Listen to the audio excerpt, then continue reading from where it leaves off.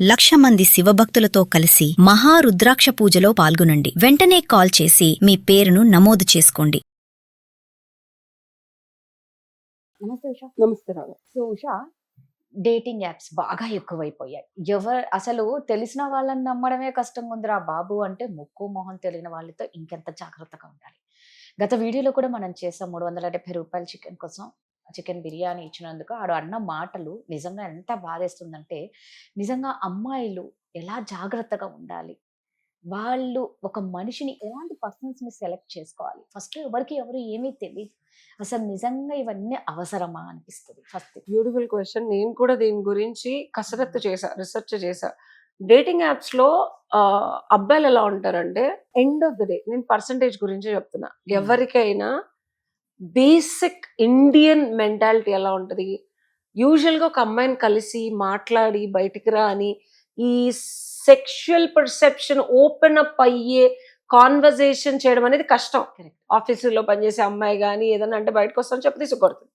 Dating apps వచ్చిన దగ్గర నుంచి ఏమైందంటే, it's an open platform to ask for physical union and directly. వాడు ఇమ్మీడియట్లీ అన్నట్టు ఇది directly. So red flags, green flags, blue flags అని నేను చెప్పను, కానీ ప్రతి అమ్మాయి గమనించాల్సింది ఏంటంటే, మీకేం కావాలి. నేను ఇక్కడ అమ్మాయిలందరూ పతితలు, అమ్మాయిలందరికీ ఓన్లీ పెళ్ళే కావాలని నేను అన్ను. అండ్ అబ్బాయిలు కూడా ఎలా అడుగుతున్నారంటే, నా ఫ్రెండ్స్తో నేను చాలా మంది అమ్మాయిలతో వాళ్ళ యాప్లతో వాళ్ళ కాన్వర్సేషన్ చూసిన తర్వాత మాట్లాడుతున్నా. నో స్ట్రింగ్స్ అటాచ్డ్కి వస్తావా, ఫ్రెండ్స్ విత్ బెనిఫిట్స్కి వస్తావా, వన్ నైట్ స్టాండ్కి వస్తావా అని అడుగుతున్నారు, డైరెక్ట్గా అడుగుతున్నారు. So it has become, and ఇందులో కూడా విపరీతంగా కన్సెన్షువల్ సెక్స్ కదా అని చెప్పి డబ్బుల కోసం తీసుకొని చేసే అమ్మాయిలు కూడా ఉన్నారు. అది ఇంకొక ఎపిసోడ్లో మాట్లాడతాం. ఇక్కడ ఎక్స్క్లూజివ్గా రియల్గా ఒక మంచి అబ్బాయిని డేట్ చేసి తెలుసుకొని నచ్చితే, పెళ్లి కాకపోయినా అట్లీస్ట్ తెలుసుకున్న తర్వాత లివ్ ఇన్నో ఒక రిలేషన్షిప్ మెయింటైన్ చేద్దాం అనుకుని వెళ్ళే అమ్మాయిల సంఖ్య కూడా ఉంది. కొద్ది మాత్రమే అని చెప్పను, ఉంది. ఎంత మాత్రం ఉన్నా మనం దాని గురించి మాట్లాడుకుంటే కనుక, అలాంటి అమ్మాయిలు ఫస్టే మీరు అడగండి అబ్బాయిని. నేను ఒక అమ్మాయితో నేను పక్కన టెక్స్ట్ చేయించాను నిన్నే. అంటే అబ్బాయి మొహం మీద అడిగేస్తున్నాడు వన్ నైట్ స్టాండ్. నేను I'm just looking for fun అంటే, నేను అమ్మాయితో టెక్స్ట్ చేయించా, are you looking for free unpaid sex అంటే ఎస్ అన్నాడు. అంతే కదా. అంటే నువ్వు ఒక సాఫ్ట్వేర్ ఇంజనీరు, నాకు చాలా స్ట్రెస్ ఉంది, నేను దాన్ని రిలాక్స్ అవ్వాలనుకుంటున్నాను, నేను ఈ మెంటల్ టెన్షన్ ఒక కంపానియన్ కావాలి, అది ఇదని స్వీట్ గా మాట్లాడాడు. నేను ఈ క్వశ్చన్స్ అడిగిన తర్వాత, అబ్బా నువ్వు ఎంత బాగా మాట్లాడావు, yes. So he cut down all the conversation. So మీరు అడిగే క్వశ్చన్స్ ని బట్టి వాళ్ళు చెప్పే సమాధానంలోనే మీకు అర్థమైపోద్ది. ఇక్కడ ప్రాబ్లం ఏంటంటే, మీరు కూడా సరిగ్గా సక్రమంగా క్వశ్చన్స్ అడగడం తెలుసుకోండి, నేర్చుకోండి. తెలియకపోతే అలాంటప్పుడు you will avoid all this 375 rupees mentality. అందరు అబ్బాయిలలో ఉంటారు అన్ను, చాలా డిగ్నిఫైడ్ గా ట్రీట్ చేసి వాళ్ళే పికప్ చేసుకొని వెళ్ళే వాళ్ళు కూడా ఉంటారు. ఫస్ట్ థింగ్, అసలు మీతో వాడు డబ్బులు కట్టిస్తున్నాడంటే is not even worth for dating further.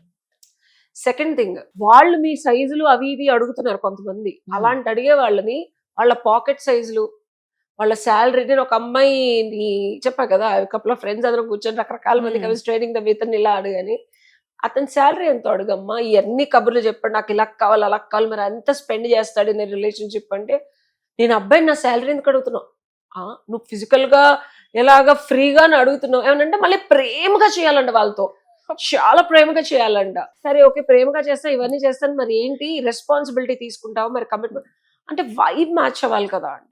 అంటే ప్రేమగా నీతో చేయాలి, ఫ్రీగా చేయాలి, ఎట్లా ఉంటావో తెలీదు, నువ్వు ఎంతమందితో చేసావో తెలీదు, నాతో మాత్రం నువ్వు ప్రేమగానే ఉండాలి, నేను మాత్రం కమిట్మెంట్ ఇవ్వను, నేను మాత్రం నీకు రూపాయి ఇవ్వను, నేను మాత్రం నీకేమి ఇవ్వను, నీ బిల్లు నువ్వే కట్టుకోవాలి. ఎలా కనిపిస్తున్నారు అబ్బాయిలు అసలు?